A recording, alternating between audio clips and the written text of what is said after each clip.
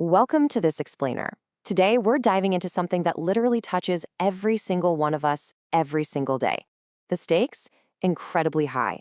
But the crazy part is, the danger is often completely invisible.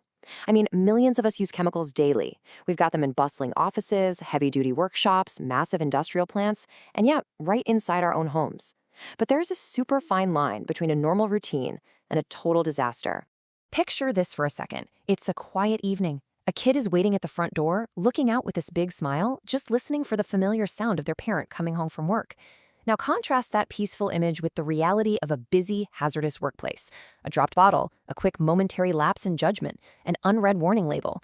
We aren't just talking about a mess to clean up or getting yelled at by a boss. One error, in literally a split second, alters lives forever.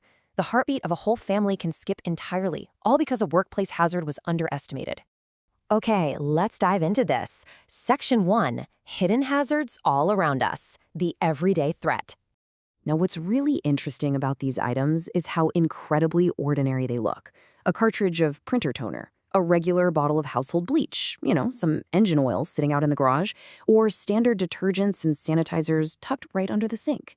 We're so used to seeing them that our brains just register them as harmless chores. But I want you to shift your perspective for a minute. Imagine looking at these everyday containers and seeing glowing, highly volatile chemical molecules inside, because honestly, that's exactly what they are. They're powerful, they react, and when mishandled, they instantly stop being useful tools and become severe threats. In that line between a helpful tool and a serious threat, it often comes down to just basic handling. It's actually incredibly common, and it's one of the leading causes of poison center calls for someone to think, hey, if one cleaner's good, mixing two is going to be even better, right? Wrong. Absolutely not. Mixing household bleach with an acid-based cleaner doesn't give you a better shine. It triggers a violent chemical reaction. It creates a toxic green gas that literally burns the lungs. Ignoring safe storage instructions or mixing incompatible chemicals, that leads directly to emergency alarms, fires, explosions, and severe respiratory injuries. The consequences are immediate, and they are totally unforgiving. Section 2, Your Safety Tools and Guides, the first line of defense. The good news? You're never flying blind. Chemicals will basically always give you warnings before causing harm, if you know where to look. Think of the chemical label and the safety data sheet, or SDS, as your ultimate decoder rings. The SDS isn't just some boring bureaucratic paperwork. It's a highly specific, life-saving instruction manual. It tells you the chemical's exact properties, how to store it without causing a reaction, and precisely what to do if things actually go wrong. Reading it? That is your absolutely crucial first responsibility. Alongside that SDS, you've got a universal visual language staring right back at you from the bottle. These hazard pictograms, flammable, corrosive, toxic, explosive, and environmental hazard, they're designed to completely bypass language barriers and give you an instant threat assessment. Recognizing this visual language and taking it seriously is the crucial first step to preventing a disaster. See the corrosive symbol? You instantly know it can destroy skin. See toxic? You know for sure you cannot risk breathing it in. Once you understand the threat, you've got to build your physical defense, and it starts from the top down. First, slap on those safety goggles to protect your eyesight. Equip a respirator or face shield to guard your lungs from toxic fumes. Slide on those chemical-resistant gloves, secure a chemical apron to protect your body, and step into safety shoes. This sequential buildup isn't just a mandatory uniform, you guys. The right personal protective equipment, or PPE, is literally your armor.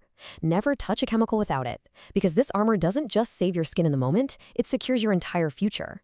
Section 3. Safety across every environment. The battlegrounds.